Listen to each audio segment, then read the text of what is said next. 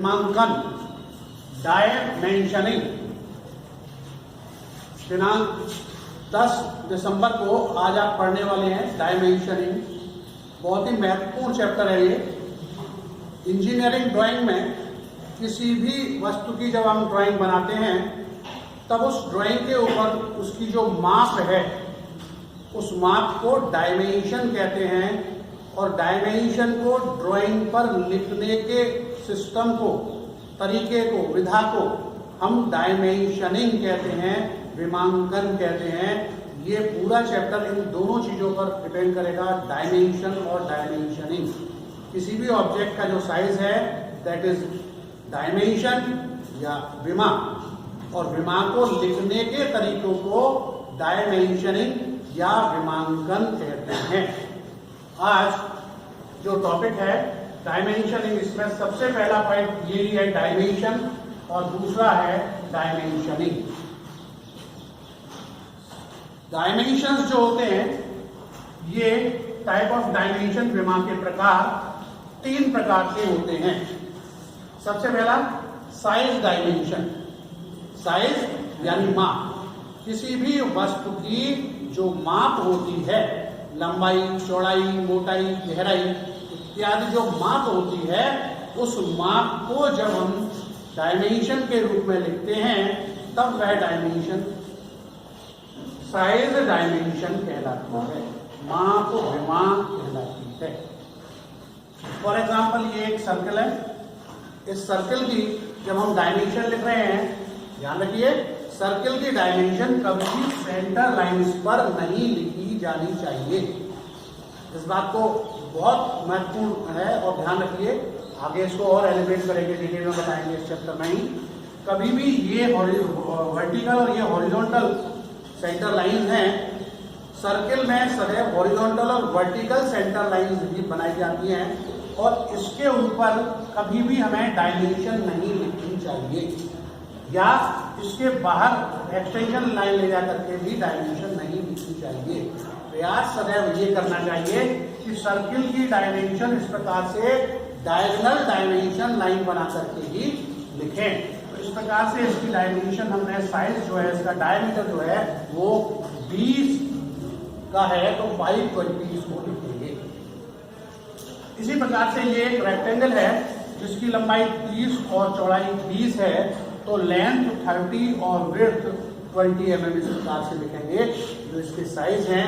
इस प्रकार से लिखी गई डायमेंशन को साइज डायमेंशन कहेंगे।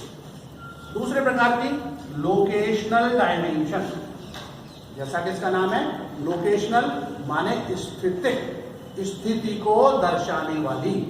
किसी भी ऑब्जेक्ट के अंदर उसके अन्य कंस्ट्रक्शंस की स्थिति को दर्शाने के लिए जो डायमेंशन प्रयोग करेंगे उसको स्टैटिक डायमेंशन या लोकेशनल डायमेंशन कहेंगे।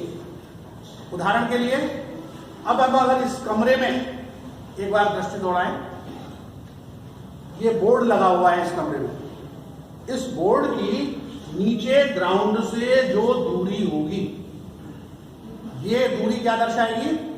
भूमि से जो हमारा ग्राउंड है यहां से इस बोर्ड तक की स्थिति को दर्शाएगी। और अगर हम इसकी बोर्ड की चौड़ाई, ये चौड़ाई और ये लंबाई जब दर्शाएंगे तो ये इसका साइज डायमेंशन कहलाएगा। जबकि ग्राउंड से ये जो डायमेंशन है ये इसकी स्थिति के नीचे से कितनी दूरी पर स्थित है, स्थिति को दर्शाएगी। तब इस प्रकार से जो डायमेंशन प्रयोग करते हैं वो स्टैटिक डायमेंशन। इसी प्रकार छत से और ऊपर के बोर्ड के कॉर्नर तक की जो डिस्टेंस हम चेक करेंगे, लिखेंगे, वह स्टैटिक डायमेंशन ऊपर से दर्शाएगी। उधर वाली दीवार से उस एंड तक की दूरी उस स्थिति को दर्शाएगी कि बोर्ड कितनी दूरी पर लगाया हुआ है। तो ये स्टैटिक डायमेंशन हो गई। उदाहरण यहाँ पे हमने एक फिगर बनाया है। ये इस प्रकार से एक इसमें स्लॉट कटा हुआ है और 2 होल बने हुए हैं, एक पूरे के पूरे। इसमें कुछ व्यवधान था। अभी मैं फिर दोबारा से लोकेशनल डायमेंशन पे फिर कंटिन्यू करूंगा। लोकेशनल माने स्थितिक डायमेंशन, जैसा कि पिछले वीडियो में बताया। अभी एक ये फिगर हम ले रहे हैं, एक टेम्पलेट है जिसमें कि एक ये स्लॉट बनाया हुआ है और इस स्लॉट के साथ साथ दो होल भी बनाए हुए हैं। इस होल के सेंटर्स हमारे ये हैं, इस एंड से ये सेंटर 18 mm पर और ऊपर वाले एंड से ये सेंटर 18 mm पर है। तो ये सेंटर की लोकेशन को दर्शा रही है दोनों डायमेंशन। इसी प्रकार से यहाँ हॉरिजॉन्टली ये 20 की डायमेंशन और ये 45 की डायमेंशन, इन दोनों होल्स के सेंटर की स्थिति को इस एज से, फर्स्ट एज से शो कर रही हैं। इसी प्रकार से इधर जो ये स्लॉट है, इस स्लॉट की दूसरे एंड से, जो पहला स्लॉट का एंड है, यहां तक की दूरी 20 mm और दूसरा एंड है, इसकी दूरी 40 mm है। इस प्रकार से स्लॉट के दोनों एंड की स्थिति को दर्शा रही हैं ये डायमेंशंस। और इस स्लॉट से ये होल कितनी दूरी पर है, ये डायमेंशन इनकी स्थिति को दर्शा रही है। इस प्रकार से जब हम डायमेंशन लिख रहे हैं तो प्रत्येक डायमेंशन किसी न किसी किनारे से ऑब्जेक्ट के किन्हीं कंस्ट्रक्शंस की स्थिति को दर्शा रही हैं, लोकेशन को दर्शा रही हैं। इस प्रकार से जब हम दर्शाते हैं तब ये स्थितिक या लोकेशनल डायमेंशन कहलाती हैं। तीसरे प्रकार की फंक्शनल डायमेंशन। फंक्शनल यानी जो भी हमारा फंक्शनल पार्ट है, उस फंक्शनल पार्ट के वर्क को डायरेक्टली रिप्रेजेंट करते हुए जब हम कोई डायमेंशन लिखते हैं तब वह फंक्शनल डायमेंशन कहलाती है। कार्यात्मक विमा, ये डॉट पेन है, सभी को पता है। इसका फंक्शनल पार्ट क्या होगा? इसका फंक्शनल पार्ट, इसका कैप तो हो नहीं सकता, कैप हो तभी भी इसका काम होगा। इसका ये पीछे की बॉडी भी हो, ये भी फंक्शनल पार्ट है। इसका जो टिप है, ये जो टिप है, अगर ये नहीं हो तो क्या इस डॉट पेन की कोई यूटिलिटी है? इसमें भरी हुई इंक की कोई यूटिलिटी है? इस बॉडी की कोई यूटिलिटी है? इस कैप की कोई यूटिलिटी है? इस टिप को ही सेव करने के लिए इसके ऊपर ये कैप चढ़ाते हैं। मीन्स इस पूरे पेन का फंक्शनल पार्ट ये टिप रहा। इसी प्रकार से आप दैनिक जीवन में बहुत सारे जो इंस्ट्रूमेंट यूज करते हैं उसमें कोई ना कोई एक मेन फंक्शनल पार्ट होता है, और उस फंक्शनल पार्ट की जब हम डायमेंशन, उसके फंक्शन को डायरेक्टली ड्राइंग पर रिप्रेजेंट करते हुए लिखते हैं, तब वह डायमेंशन फंक्शनल डायमेंशन कहलाती है। उदाहरण के लिए ये एक बोल्ट ले लिए। इस बोल्ट में यहां से यहां तक थ्रेड बने हुए हैं, केवल इतने हिस्से में थ्रेड, यानी बोल्ट के ऊपर थ्रेड होगी तभी तो उसे कस पाएंगे। बाद बाकी बोल्ट की क्या लंबाई है, क्या है, क्या इसकी चौड़ाई है, वो सब मैटर नहीं करती। मैटर क्या करती है कि अगर उसकी बोल्ट की चूड़ियां यानी थ्रेड अगर खराब हो गए तो वो बोल्ट पूरा का पूरा बेकार। तो फंक्शनल पार्ट क्या हो गया? थ्रेड ऑफ द बोल्ट, यानी ये वाला पोर्शन हमारा फंक्शनल पार्ट हो जाएगा। तो यहां से यहां तक जो फंक्शनल पार्ट है इसको F से रिप्रेजेंट करेंगे, शेष पूरे पार्ट को NF यानी नॉन फंक्शनल पार्ट से रिप्रेजेंट करेंगे। इस प्रकार से फंक्शनल पार्ट को F for functional dimension, NF for non functional dimension. इस फंक्शनल डायमेंशन को इसके फंक्शन के साथ साथ डायरेक्टली रिप्रेजेंट जब करते हैं तब वह डायमेंशन फंक्शनल डायमेंशन, कार्यात्मक डायमेंशन कहलाती है। इस प्रकार से ये तीन प्रकार की डायमेंशन हो गई, साइज डायमेंशन, लोकेशनल डायमेंशन और फंक्शनल डायमेंशन। अब डायमेंशन के बाद में दूसरा जो टॉपिक है मेन, दैट इज डायमेंशनिंग, विमांकन। इस डायमेंशन को फिगर के ऊपर लिखने की सिस्टम को डायमेंशनिंग कहते हैं। बहुत महत्वपूर्ण है, अक्सर क्वेश्चन आता है ये डायमेंशनिंग का। तो डायमेंशनिंग, सिस्टम ऑफ डायमेंशनिंग, विमांकन की पद्धतियां। डायमेंशन की दो पद्धतियां हैं। पहली अलाइन सिस्टम, हिंदी में संरेखीय पद्धति, और दूसरी यूनिडायरेक्शनल सिस्टम, एक दिशीय पद्धति। अलाइन अब इसकी परिभाषा बहुत दिमाग में रखने लगी है, बहुत जरूरी है, तभी ये आपको बात समझ में आएगी। किसी भी डायमेंशन लाइन, मैंने लाइंस पढ़ाई थी तब बताई थी, डायमेंशन लाइन के पार्ट क्या क्या है, एक्सटेंशन लाइन और डायमेंशन लाइन। डायमेंशन लाइन के दोनों सिरों पर एरोहेड बने होंगे और सेंटर में डायमेंशनिंग फिगर लिखी होगी। अब जो डायमेंशनिंग फिगर है उसको हम कंसंट्रेट करेंगे, ध्यान में लाएंगे। डायमेंशनिंग फिगर को डायमेंशन लाइन के मध्य में, डायमेंशन लाइन के ऊपर और डायमेंशन लाइन की ही दिशा में जब लिखते हैं तब यह पद्धति संरेखीय या अलाइन सिस्टम ऑफ डायमेंशनिंग कहलाती है। समझिए, ये एक्सटेंशन लाइन, मैंने आपको पहले भी बताया लाइंस के टाइम पे, एक्सटेंशन लाइन को 3:2 के रेशियो में टच करते हुए डायमेंशन लाइन के एरोहेड्स बनाए जाते हैं, डायमेंशन लाइन पूरी बनाई जाती है और इसके मध्य में XYZ डायमेंशनिंग फिगर लिखी जाती है। अब ये जो XYZ डायमेंशनिंग फिगर है, कुछ भी XYZ का मतलब कोई भी डायमेंशन जो उसकी नाप है, 10 सेंटीमीटर, 20 सेंटीमीटर, 50 सेंटीमीटर, 100 सेंटीमीटर, जो भी नाप है उस नाप को XYZ बोलकर चल रहे हैं। तो ये XYZ जो डायमेंशनिंग फिगर है, ये डायमेंशन लाइन के ऊपर, डायमेंशन लाइन के मध्य में आ गया और डायमेंशन लाइन की ही दिशा में, ये डायरेक्शन हॉरिजॉन्टल है तो हॉरिजॉन्टली लिखी हुई है। जब हम इस प्रकार से लिखते हैं तब वह dimension align system of dimensioning कहलाती है, संरेखीय पद्धति कहलाती है। उदाहरण देखिए, ये एक 100 mm की डायमेंशन है, डायमेंशन लाइन के मध्य में लिखा है, ऊपर लिखा है और इसी दिशा में लिखा है। अब ये डायमेंशन लाइन अगर ऐसे अलाइन हो गई, ऊंची हो गई, तो इसकी देखिए डायरेक्शन चेंज हो गई। इसके ऊपर लिखा है, मध्य में लिखा है, लेकिन डायरेक्शन चेंज हो गई। जो डायरेक्शन लेटर लिखने की है, इसके ऊपर जो डायमेंशन फिगर लिखने की है, यह फिगर की डायरेक्शन इसी लाइन के अलाइनमेंट में, इसी सीध में ये तिरछी हो गई। देखिए ये तिरछी हो रही है, यहाँ पर हॉरिजॉन्टल है, सीधी है, लाइन सीधी है और ये इस प्रकार से लिखा है और इस प्रकार से ऊपर लिखी है और इसी अलाइनमेंट में, ये ऊपर लिखी है और इसी अलाइनमेंट में। ये अब देखिए, ये जो डायमेंशन लाइन है इस प्रकार से झुक रही है, अभी तक तो इधर झुक रही थी, तो इसका ऊपर कौन सा हुआ, ये सिरा ऊपर होगा, और अगर इधर झुक गई तो ये ऊपर नहीं होगा, माइंड ऊपर वाले ये हिस्सा, तो इधर लिखेंगे, फिर उसी प्रकार से इसको ऊपर लिखेंगे। तो इस प्रकार से ये dimension align system of dimensioning है। दूसरी पद्धति यूनि डायरेक्शनल सिस्टम, एक दिशीय पद्धति। यूनि दो पार्ट में अगर इसको ब्रेक करें, UNI, यूनि, और डायरेक्शनल।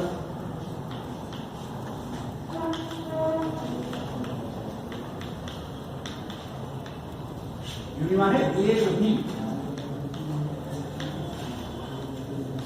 और ये दिशा में,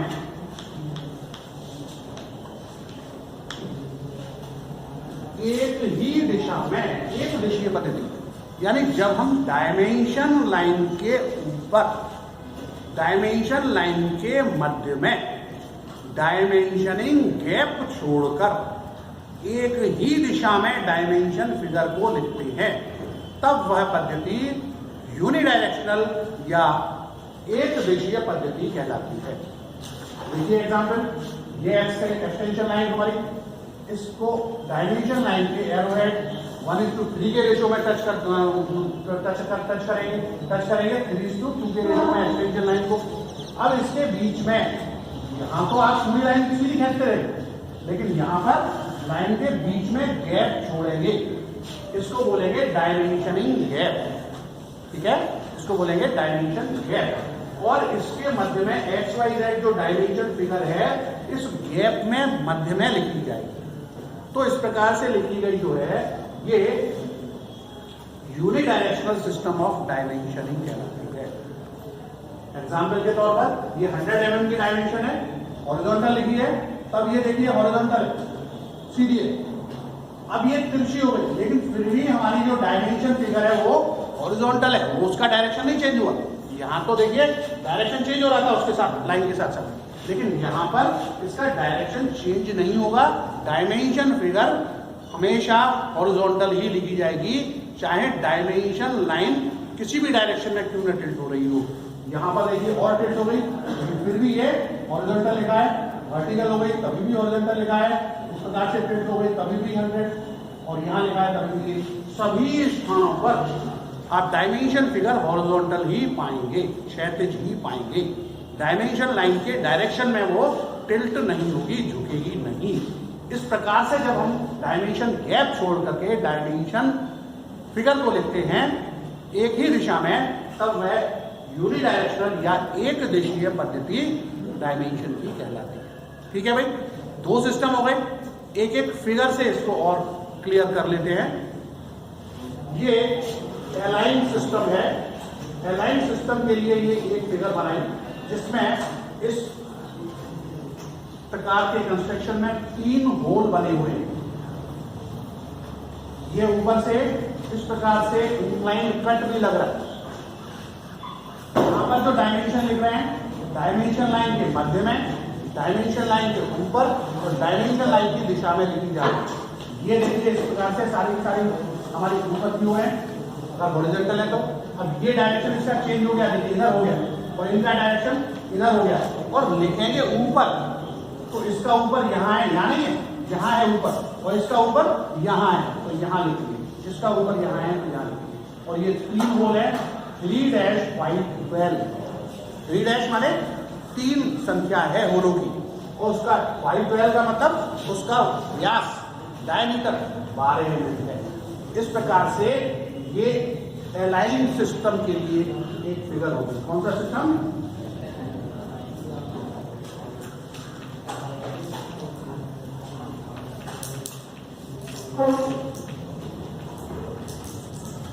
क्लियर? एलाइन सिस्टम क्लियर हो रहा है। नेक्स्ट यूनिडायरेक्शनल सिस्टम के लिए सेम फिगर हम अगर टोपो करते हैं तो सेम फिगर हम लेते हैं, इसी फिगर पर हमको यूनिडायरेक्शनल सिस्टम में डायमेंशन अब लिखनी है।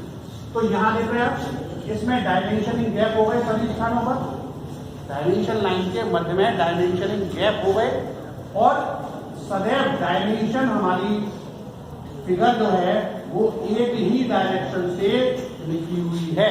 इसमें डायरेक्शन डायमेंशन लाइन के अनुसार चेंज नहीं हो रही है।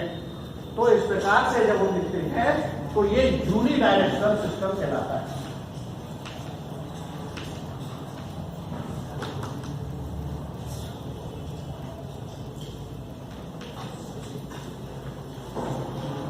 डायमेंशनिंग का यूनिडायरेक्शनल सिस्टम कहलाता है। इस प्रकार से 2 फिगर के माध्यम से मैंने आपको अलाइंड और यूनिडायरेक्शनल सिस्टम एक्सप्लेन किया। मैं समझता हूं पर्याप्त समझ में आ रहा होगा। अब एरोहेड के बारे में कुछ चर्चा करते हैं। एरोहेड बच्चे अक्सर करके गड़बड़ कर लेते हैं।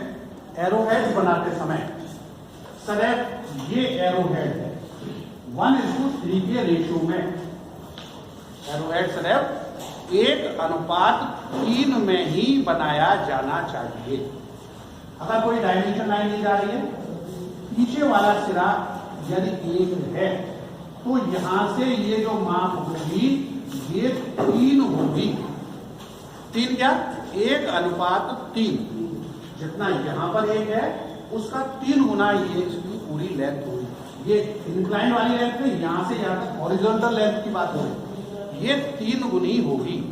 इस प्रकार से एरोहेड सदैव 1:3 के रेशियो में ही बनाए जाने चाहिए। दूसरी महत्वपूर्ण बात, अगर कोई ये एक्सटेंशन लाइन है, इस एक्सटेंशन लाइन को एरोहेड सदैव टच करते हुए, देख रहे हैं इसके बाहर भी नहीं निकल रहा, पीछे भी नहीं रह रहा, 1:3 के रेशियो में बनाया हुआ एरोहेड ही हमें इस्तेमाल में लाना है। इस प्रकार से खुला हुआ एरोहेड नहीं प्रयोग में लाना, बहुत ज्यादा फैला हुआ इस प्रकार से जिसकी लंबाई और चौड़ाई का अनुपात 1:3 नहीं है, इस प्रकार का प्रयोग में नहीं लाना। इस प्रकार से एक लाइन बना करके भी नहीं प्रयोग में लाना।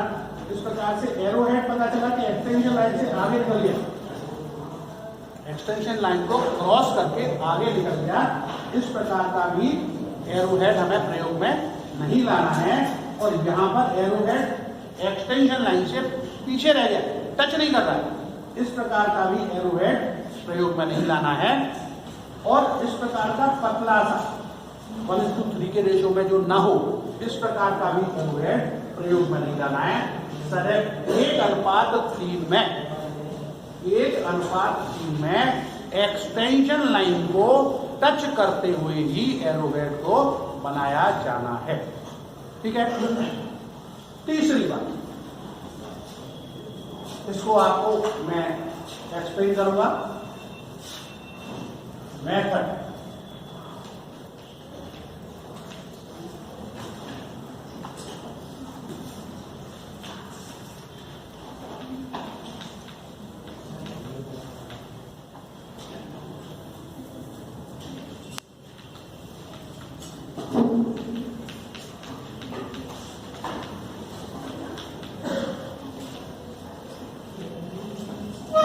Method of dimensioning.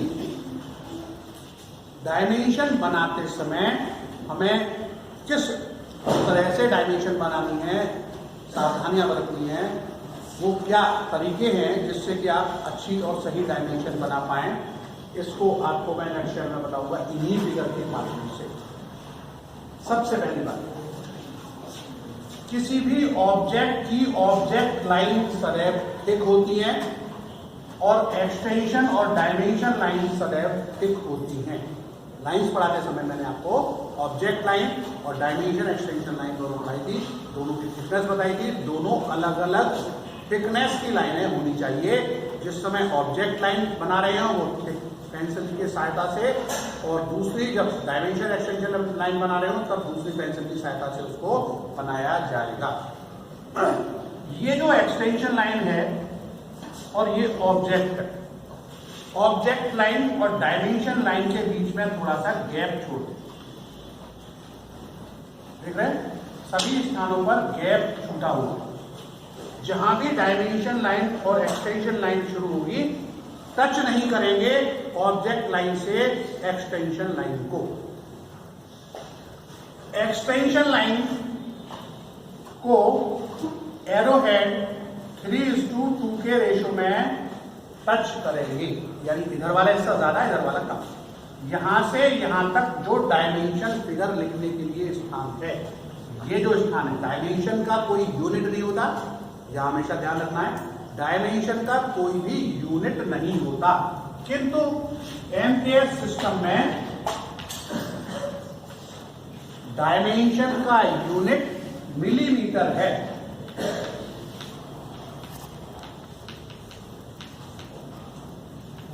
mm है। हम सदैव जो भी डायमेंशन लिखें उसको मिलीमीटर में ही कन्वर्ट करके लिखेंगे। डायमेंशन जो हम लिखेंगे वो मिलीमीटर में लिखेंगे। जैसे 30, 40, 45, 12 ये सब क्या है, मिलीमीटर्स हैं। तो इसलिए कहीं कंफ्यूज होने की जरूरत नहीं है। जहां भी लिखा है 345 लिखा है तो 345 मिलीमीटर है वो, उसको मीटर में या सेंटीमीटर कन्वर्ट करके आप अपना यूज करेंगे, दूसरी बात है। लेकिन लिखते समय डायमेंशन को मिलीमीटर में ही लिखेंगे। और जो टाइटल ब्लॉक बनाया था मैंने आपको लेआउट पढ़ाते समय, उसमें बताया था note all dimensions are in millimetre. क्या करते हैं, एक नोट लिखते हैं। नोट मैं यहां लिख देता हूं,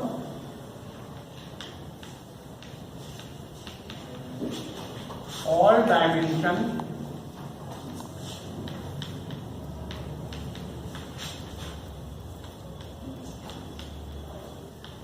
are in millimeter।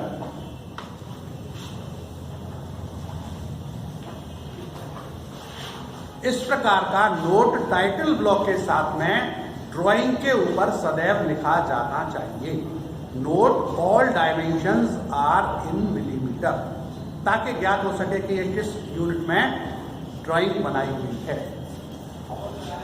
In dimension figure को लिखने के लिए, जहां भी ये डायमेंशन फिगर लिखेंगे 3 मिलीमीटर ऊंची लेटरिंग का प्रयोग किया जाना चाहिए। 3 मिलीमीटर ऊंचे लेटर से ही डायमेंशन फिगर लिखेंगे। और डायमेंशन फिगर और ऑब्जेक्ट लाइन के बीच में गैप रहना चाहिए। कोई भी डायमेंशन लाइन, ये जो डायमेंशन लाइन है, ऑब्जेक्ट लाइन से बिल्कुल टच करके नहीं बनाई जानी चाहिए। क्योंकि आपको डायमेंशन फिगर लिखनी है बीच में। तो डायमेंशन लाइन और ऑब्जेक्ट लाइन के बीच में अप्रोक्सीमेटली ये जो गैप है 8 mm का गैप छोड़ना चाहिए। 8 mm, 5 से 8 mm। छोटी लिख रहे हैं 2 mm में लिख रहे हैं तो 5 छोड़ो, 3 लिख रहे हो तो 8 छोड़ो, ताकि डायमेंशन फिगर और ऑब्जेक्ट लाइन एक दूसरे में गड़बड़ पसड़ होकर चिपक नहीं जाए, दिखे ही नहीं कि क्या लिखा है, कहाँ ड्राइंग है, कहाँ पे आपकी डायमेंशन लाइन है, क्या। तो वो सब हमेशा उसमें गैप बना रहे हैं पर्याप्त। इसलिए ऑब्जेक्ट लाइन और डायमेंशन लाइन के बीच में अप्रोक्सीमेटली 8 mm का गैप छोड़ना चाहिए। और अगर दो पैरेलल डायमेंशन लाइन आ रही है, जैसे ये दो पैरेलल आ रही है, तो इन दोनों पैरेलल डायमेंशन लाइन के बीच में भी, यहां पर देख रहे हैं, दो पैरेलल डायमेंशन लाइन के बीच में भी 5 से 8 mm का गैप छोड़ा जाना चाहिए। यदि गैप नहीं होगा तो डायमेंशन लाइन एक दूसरे को ओवरलैप करेगी और वो फिर पता नहीं चलेगी कौन सी क्या डायमेंशन है। इस प्रकार से सदैव दो डायमेंशन लाइन के बीच में 5 से 8 mm का सफिशिएंट स्पेस रहना चाहिए, ताकि डायमेंशन अलग अलग आप आसानी से पढ़ सकें। तीसरी बात, कभी भी प्रयास करना चाहिए कि डायमेंशन लाइन को डायमेंशन के ऊपर ना बनाए, इसके ऊपर ना बनाए, इसके ऊपर ना बनाए, नीचे की ओर बनाए और राइट हैंड साइड में बनाए। अधिकतम प्रयास करना है डायमेंशन लाइन डायमेंशन ऑब्जेक्ट के नीचे और राइट हैंड साइड में ही लिखी जाए, लेफ्ट हैंड साइड में अवॉइड करते हैं। एक तो होता है प्रतिबंध और एक होता है अवॉइड। अवॉइड मतलब जहां तक संभव हो उस कार्य को नहीं करना है। वैधानिक चेतावनी, सिगरेट पीना स्वास्थ्य के लिए हानिकारक है, लेकिन फिर भी पीते हैं। प्रतिबंध होता तो नहीं पी सकते, दोनों बातों में फर्क है ना। तो आपको प्रतिबंध है कि आप इस कार्य को न करें। वो ड्राइंग के लिहाज से बेटर नहीं है, लेकिन फिर भी कभी इमरजेंसी हो जाती है, ऐसी स्थिति हो जाती है, तो उस स्थिति में आपको लेफ्ट हैंड में या ऊपर डायमेंशन लिख सकते हैं। इसी प्रकार से फिगर के अंदर डायमेंशनिंग को अवॉइड करते हैं। तीसरी चीज, ऑर्थोग्राफिक प्रोजेक्शन जब आप पढ़ेंगे तो उसमें 3 व्यू होते हैं, प्लान, एलिवेशन और साइड व्यू। आगे टॉपिक आएगा ऑर्थोग्राफिक प्रोजेक्शन का। तो प्लान व्यू के अंदर भी डायमेंशनिंग को अवॉइड करते हैं, एलिवेशन और साइड व्यू में ही लिखने का प्रयास करते हैं।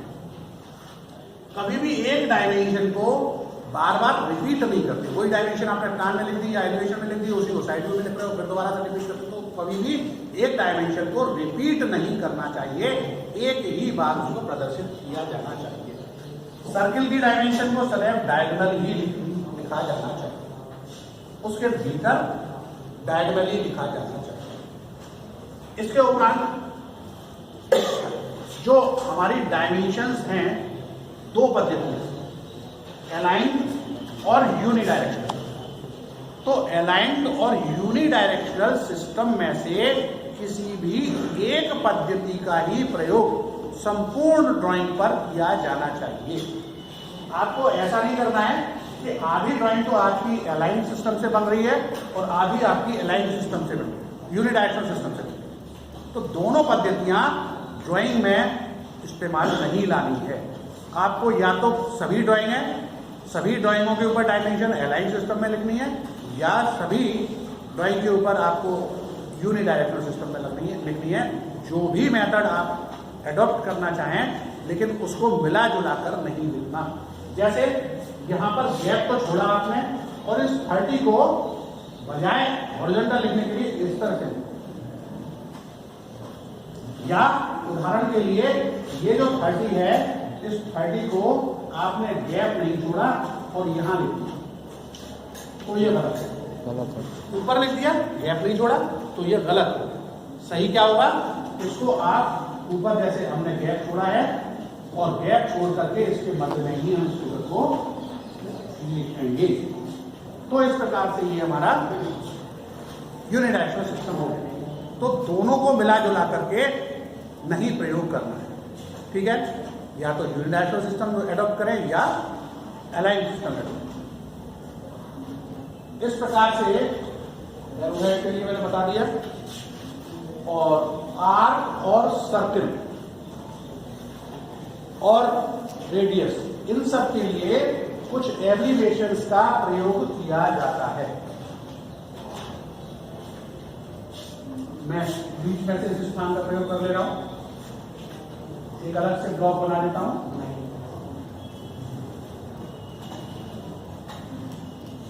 पाई एब्रीविएशन है, इसका मतलब है डायमीटर।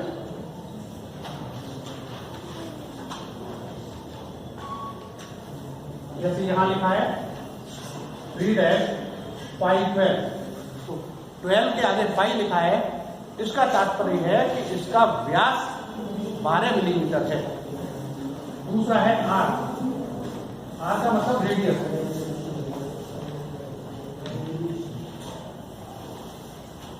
एस क्यूब या इस प्रकार से बना हुआ है, इसका तात्पर्य है स्क्वायर।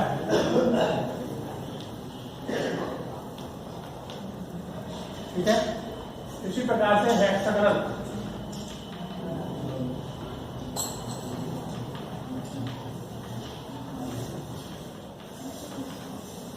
CSK काउंटर शंख,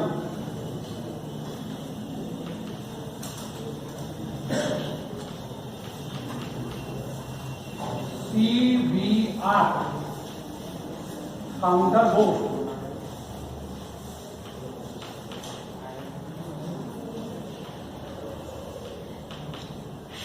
इस प्रकार से ये कुछ एब्रीविएशंस रूटीन में प्रयोग में लाए जाते हैं।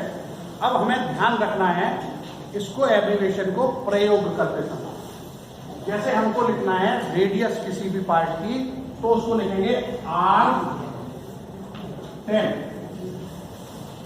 इसको 10R नहीं लिखेंगे।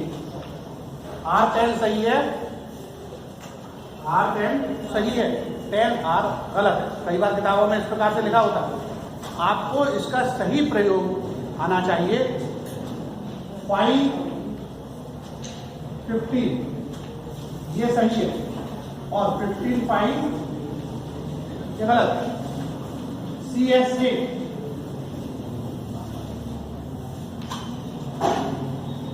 20 ये सही है, 20 CSK गलत। ठीक है, इस प्रकार से एब्रीविएशन को सदैव उससे डायमेंशन से पहले ही लिखा जाता है। इस प्रकार से ये डायमेंशंस हैं। कुछ स्पेशल टाइप ऑफ डायमेंशंस और हैं, वो मैं आपको बता दूं। Chain type number 1, chain type यानी जब हम कड़ी जैसे बना रहे हो, ये हमारी चेन टाइप डायमेंशन। देख रहे हैं, एक एरो के बाद में दूसरा एरो चेन जैसी बना, ये चेन जैसी बना। इस प्रकार से बनाई हुई डायमेंशन चेन डायमेंशनिंग कहलाती है। क्या कहलाती है? चेन टाइप डायमेंशनिंग कहलाती है।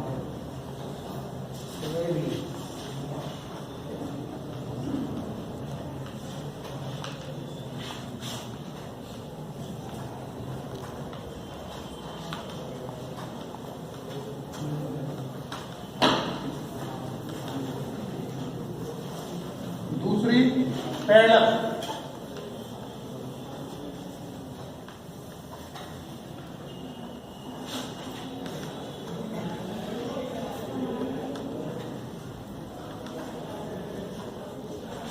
तीसरी प्रोग्रेसिव,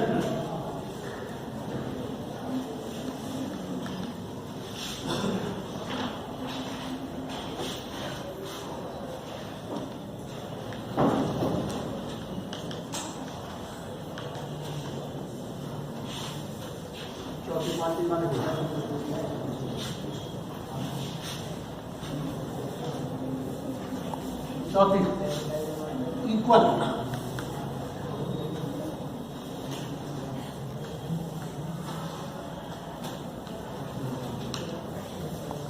डायमेंशन, और पांचवी कोऑर्डिनेट।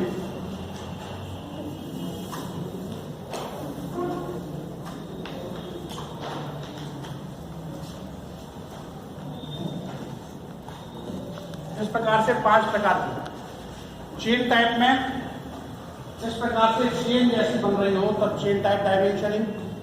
इसी प्रकार से पैरेलल समानांतर, ये एक दूसरे के समानांतर लिखी हुई है डायमेंशन, ये चेन डायमेंशन, ये पैरेलल डायमेंशन। इस प्रकार से चेन और पैरेलल डायमेंशन ही हो गई। तीसरे प्रकार की प्रोग्रेसिव डायमेंशनिंग में यदि बढ़ते हुए क्रम में कोई डायमेंशन हम लिखते हैं, क्या कहते हैं, बढ़ते हुए क्रम में, ये कोई अगर स्लिप है,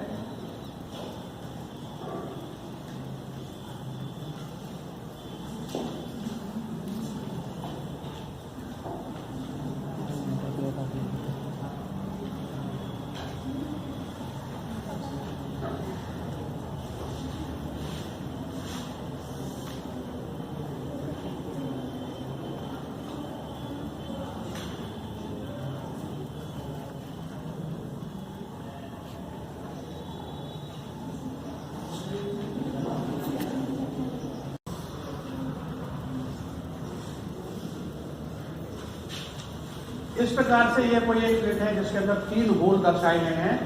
इसको 0 से शुरू करते हैं और बढ़ते हुए क्रम में जिधर क्रम बढ़ रहा होता है डायमेंशन का, प्रोग्रेसिव होता है, उसी डायरेक्शन में सदैव डायमेंशन के एरोहेड लगाए जाते हैं। और डायमेंशन फिर इसके ऊपर 10, 30, 50 और 65। इसका लाभ इस प्रकार मिलता है कि हमको एक ही बार में प्रोग्रेसिव यानी टोटल डायमेंशन प्राप्त हो जाती है। ऐड करके जोड़ करके डायमेंशन अलग से प्राप्त करने की आवश्यकता नहीं पड़ती है। इस प्रकार की डायमेंशन प्रोग्रेसिव डायमेंशन कहलाती है। नेक्स्ट है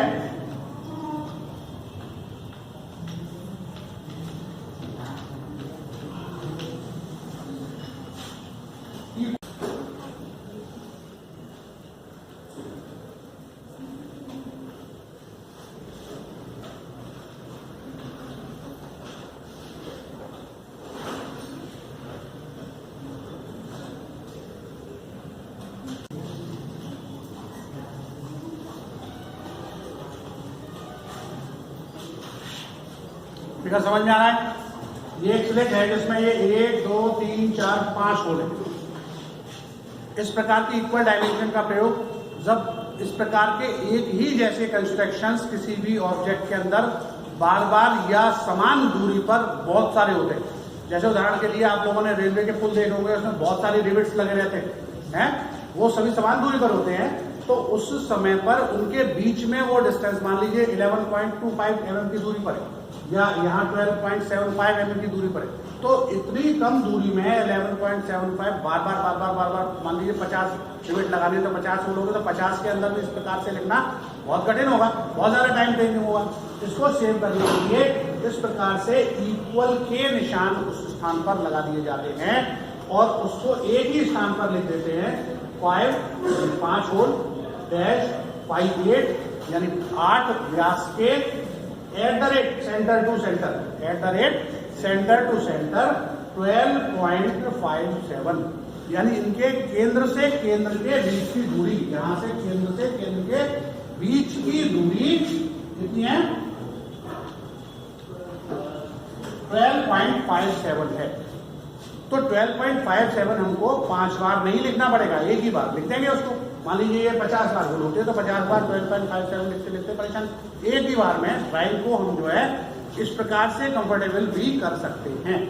ठीक है, रिपीटेशन पुनरावृत्ति को हमको अवॉइड करना होता है। तो इस प्रकार से कभी भी ये भी ध्यान रखना है कि रेडियस को और डायमीटर को, व्यास को सदैव फाई से ही प्रदर्शित करेंगे और रेडियस को सदैव आर से ही प्रदर्शित करेंगे। ऐसा नहीं करना है कि आप व्यास को रेडियस के द्वारा प्रदर्शित करने लगे, वो गलत है। ये पूरी मैंने डायमेंशन की कुछ जानकारियां दी है और कुछ चीजें रह रही होंगी तो वो आपको टाइम टू टाइम बताते रहेंगे। Thank you.